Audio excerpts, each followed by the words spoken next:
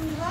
দেবজিৎ ব্লগে আমি কথা বলছি। দেবজিতের মা আমার রিসেন্টলি স্বামী মারা গেছে, ওই যে বসে আছে। আজকে তার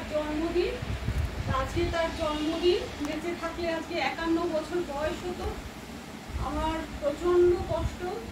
ছোটোখাটো একটা চাকরি করি, দিন অন্তে আমাকে ওর তারা কত কথা শোনায়, কাজটা ঠিক করলেও কথা শোনায়, দিন অন্তে কষ্ট দেয়।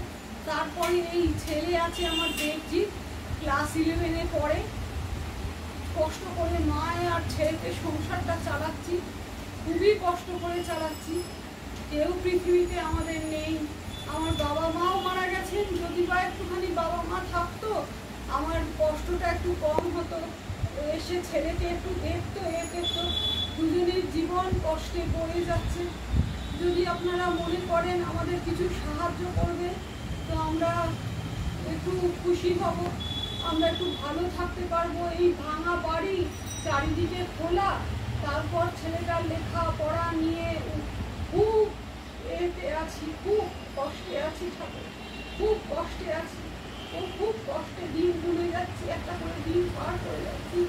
আমার হাজবেন্ড খুবই ভালো ছিল, হঠাৎ প্যাঙ্কিয়াটাইটিস হয়ে মারা গেল। কি করবো বলুন, ওষুধ তো আর বলে করে আসে না।